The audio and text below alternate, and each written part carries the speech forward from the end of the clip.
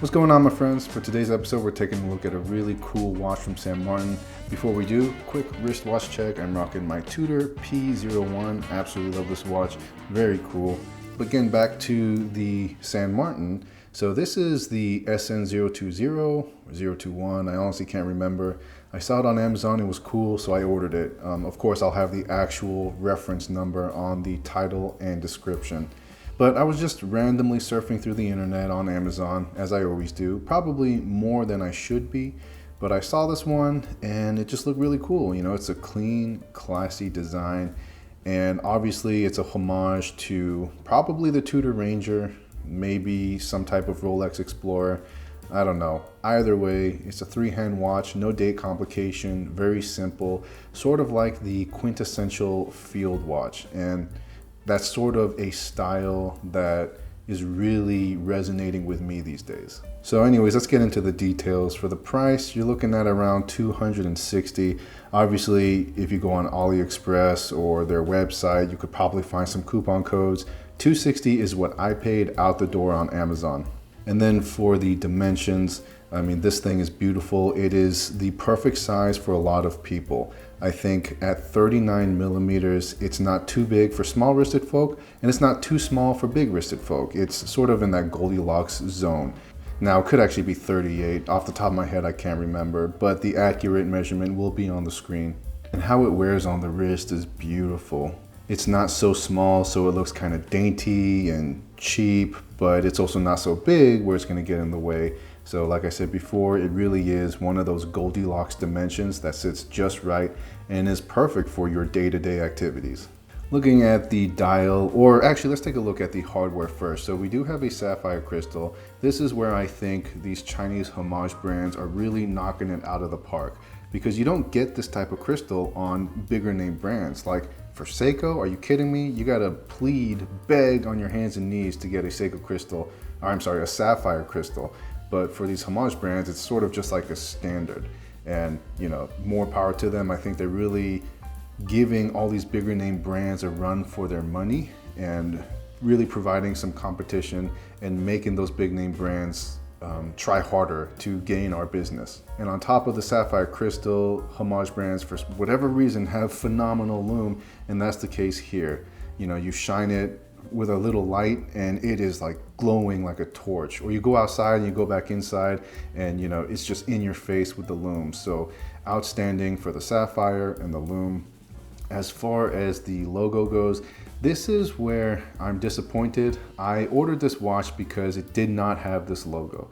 It had the St. Martin name in cursive and had a really classy vintage look to it, and I liked that. So I was disappointed when I opened the box and I have this modern hexagonal St. Martin logo. Is that gonna kill it for me? No, of course not. You know, I am no stranger to the St. Martin logo, but I was looking forward to that classic cursive style. But aside from that, with this type of dial, it's hard to mess up. It's simple, it's clean, straightforward, easy to tell the time, highly legible, and all in all, just a great job. And then moving on to the right side, the crown, you know, fantastic crown. You've got the St. Martin logo right there, giving the watch a little bit of that St. Martin character. And then it's also a screw down crown. So normally these types of field watches don't have a screw down crown. It's just a standard push pull. But in this case, you get a screw down crown. I'm in a phase where I don't prioritize my crown being screwed down, but I do like that. And I know a lot of you kind of see that as increased water resistance. I will say push-pull crowns provide just as much water resistance as long as the gasket is good, but still there is that mental comfort you get from a screw-down crown. So for those of you wondering, you do get a screw-down crown and it's great. You know, it's threaded accurately, it's easy to use, and it feels solid. There's no wobbly crown action right here. It's on par with watches 4, 5, 6, 7 times its price. It's also a hand winding automatic movement. I'm not sure what the movement is. I think it's an NH35. The Amazon listing said that it was some YN55. I'll do some more research afterwards. If you know the difference between NH35 and YN55, let me know in the comments. I mean, ultimately, I don't really care. It's an automatic movement, it works, and it tells the time decent enough for me. And then going on the underside with that caseback, you've got that classic Rolex style brushed plain caseback. I really like that. I like closed casebacks more now because they just look more professional. They're not trying to show off anything. It's just another great reminder that this is meant to be used and abused and, you know, like a tool watch, just an everyday great tool watch.